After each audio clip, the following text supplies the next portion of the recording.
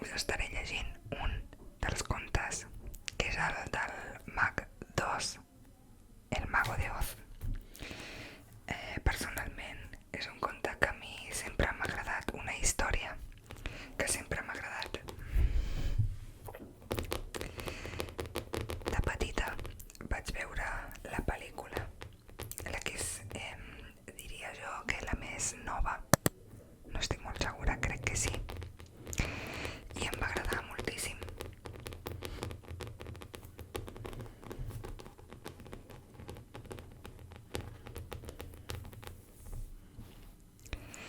I aquest llibre me'l llegia la meva àvia quan jo era petita, entre d'altres, abans d'anar a dormir.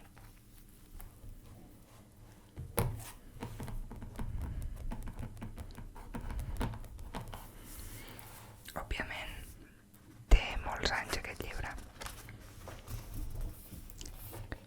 Jo no és que sigui super gran,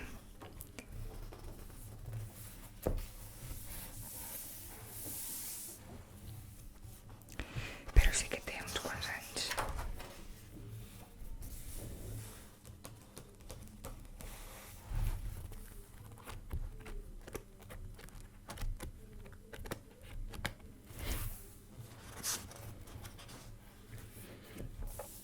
Sempre em van agradar molt els dibuixos d'aquest llibre.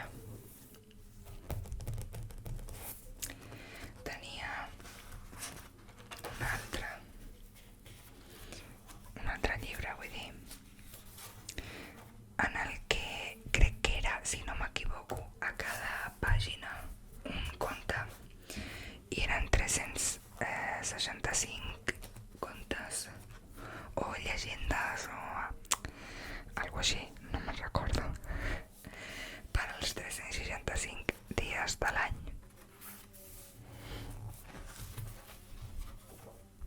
I òbviament també era un llibre que me'l llegia la meva àvia fa uns quants dies, fa molt de temps. El Màgic 2, jo he dit el Mag 2, crec. Bueno, s'entén.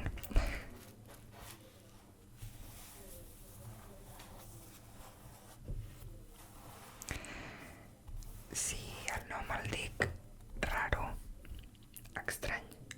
estrany seria, no? Bueno, perdoneu. Dorothy, no? Crec que sí. La Dorothy era una nena que vivia a Kansas amb els seus oncles i el seu gos, Totó. Els dos es divertien d'allò més a la granja i tothom els estimava molt, tret d'una veïna a qui no li agradaven gens els gossos.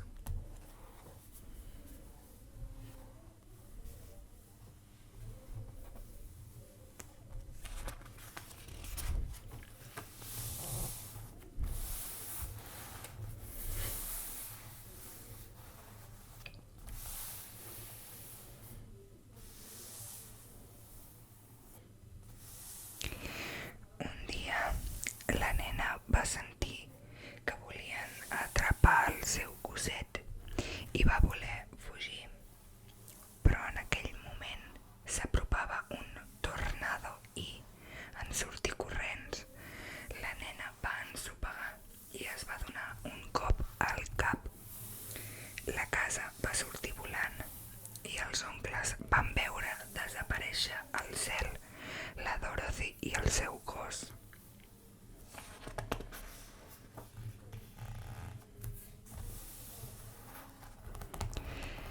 Van viatjar sobre un núvol mentre les teules i les finestres eren destrossades per la força del vent. La Dorothy i el Totó s'abraçaven esperant que passés el perill.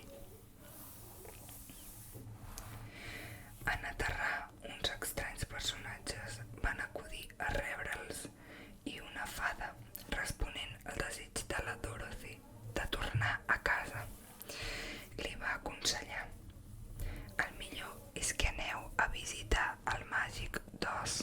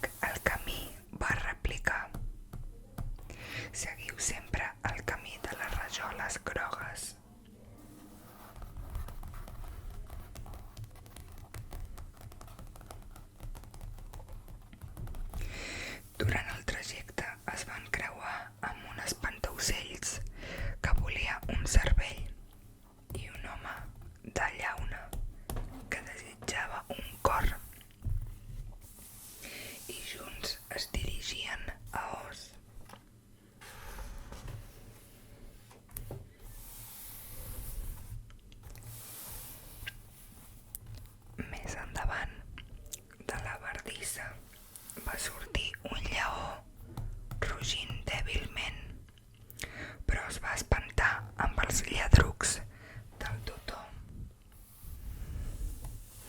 Volia ser valent i per tant també va decidir acompanyar-los a veure el màgic. Quan a la fi hi arribaren, un guàrdia els va obrir una gran porta. Ells li explicaren la raó de la seva visita i entraren en el país d'Oz, tot buscant el màgic que havia de solucionar els seus problemes.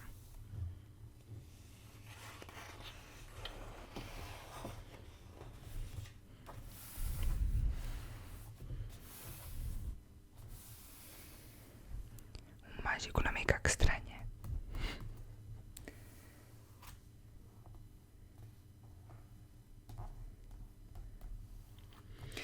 Van explicar els seus desitjos al màgic d'Oz, que els va posar una condició. Havien de desfer-se de la bruixa més cruel del regne. En sortir van passar per un camp de roselles i van caure en un son profund. Els capturaren uns micos voladors que venien de part de la bruixa.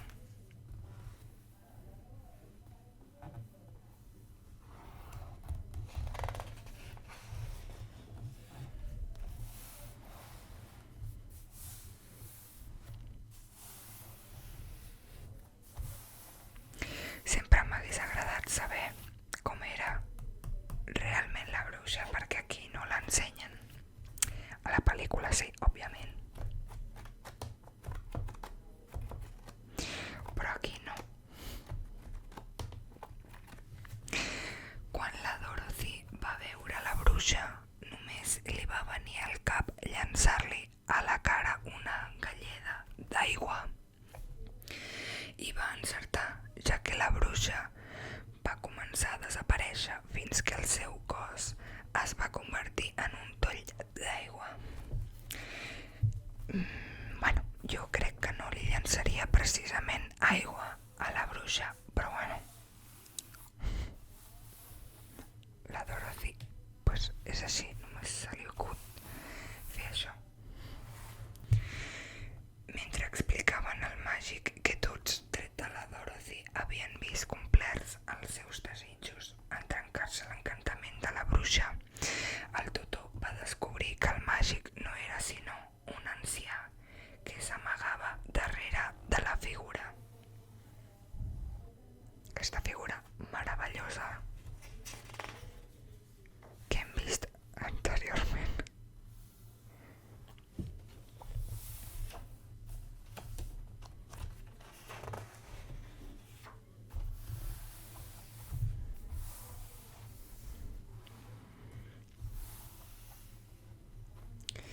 L'home portava allà molts anys i ja volia anar-se'n. Amb aquesta finalitat havia creat un globus màgic. La Dorothy va decidir marxar amb ell. Durant la perillosa travessia en globus, el seu gos va caure i la Dorothy va saltar rere seu per salvar-lo.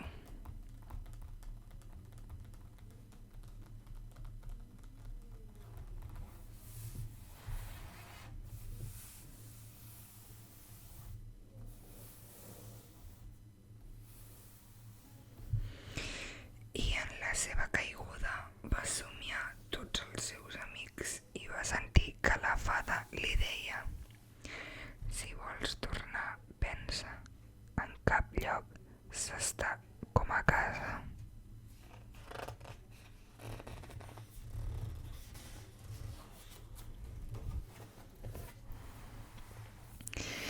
I així ho va fer. Quan es va despertar, va sentir cridar als seus oncles i va sortir corrents.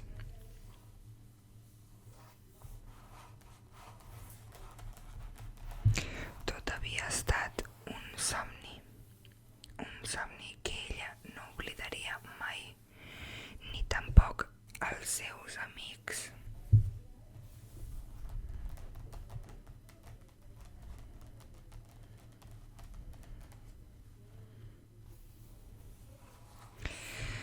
Personalment, crec que li manca una mica d'història, una mica de, no sé, més de suc. Però bueno, com ja us dic, el conte aquest, per almenys, bueno, en realitat tots, però aquest conte tinc molts bons records. Diria jo que primer vaig veure la pel·lícula, si no m'equivoco, i després la meva àvia em llegia aquest conte al cap d'un temps, no estic molt segura. De totes formes, òbviament, prefereixo la pel·lícula, però sempre com que ha coincidit que quan m'he fet més gran, a l'adolescència, m'ha agradat molt també un grup que es diu Mago de Oz. Doncs això sempre m'ha fet gràcia que de petita m'agradés molt la pel·lícula i aquest conte i això. I us preguntareu per què estic fent aquest vídeo en català. La qüestió és que amb les persones que jo m'he criat sempre he parlat en català. Tinc família també a Galícia i també familiars meus parlaven, a part de gallec, el castellà. Però a la meva infància, tant l'escola com part de la meva família, la més propera, parlava en català. Jo solc parlar en castellà, però quan parlo amb la família és en català. Però amb el tema parelles sempre he coincidit que és en castellà, i amb les amistats la major part també en castellà. I bueno, doncs això, jo no tinc cap problema en parlar cap dels dos idiomes. I després el gallec l'entenc, després de molts anys doncs l'he acabat entenent, que no és tan diferent del català i el castellà. Doncs això, l'entenc i sé poques paraules, la veritat. Però això no puc mantenir jo una conversa en gallec. Senzillament, si em parlen en gallec, doncs respondré en castellà, cap problema.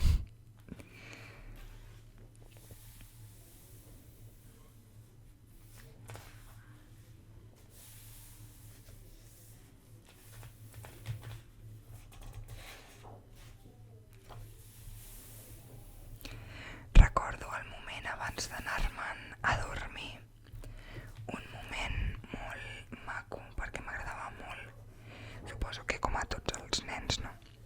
Que la meva àvia em llegís contes. La veritat, m'agradava molt i sempre insistia a veure si em podia llegir un altre.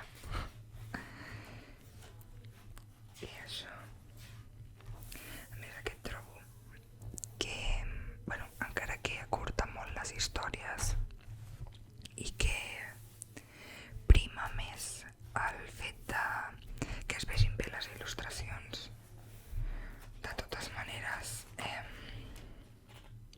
m'agrada molt. Les il·lustracions estan ben fetes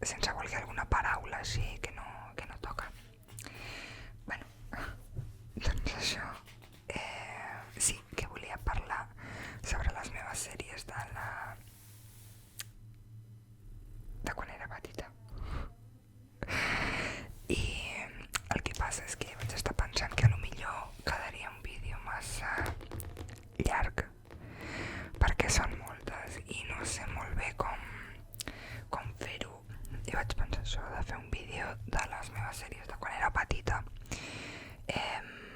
Doncs, jo què sé, els barrufets, les tres persones, i alguns d'algunes sèries d'anime també, Yu Yu Hakusho, no sé si a algú li sonarà, o inclús el Shin-chan, com li deia per almenys jo. Crec que es diu Shin-chan, no sé. I això, inclús la sèrie de 10+2, que això era quan era molt més petita. Bueno, doncs això, però crec que sortiria un vídeo molt, molt llarg, molt extens. I a part d'això, el ser un vídeo de ASMR, doncs a lo millor no li escau gaire que posi, per exemple, les intros d'aquestes sèries, o no sé, a lo millor si ho faig serà amb imatges només, el que passa que no s'ensenya igual de bé. I això, però és que són moltes. Veia moltes sèries de petita, la veritat, i bueno, i d'adolescent també. Ja veuré com acabo fent el vídeo, si és que el faig. No, la veritat, em fa il·lusió fer el vídeo i recordar algunes coses de quan era més jove, encara que ho segueixo sent, però sí. I bueno, fins aquí el vídeo d'avui. Espero que us hagi agradat molt, espero que d'alguna manera us hagi relaxat, hagueu, no sé, après alguna paraula en català o jo què sé, si és que no parlàveu català. Espero també que us hagi relaxat molt, o per lo menys que us hagi entretingut una mica. I espero també que pel fet d'estar bastant acostumada a parlar en castellà no hagi dit moltes coses errònies. Que sí que és veritat que amb el meu pare parlo en català, però normalment solc fer barbarismes i aquest tipus de coses. I clar, no ho estic, ningú m'està escoltant així molt atentament.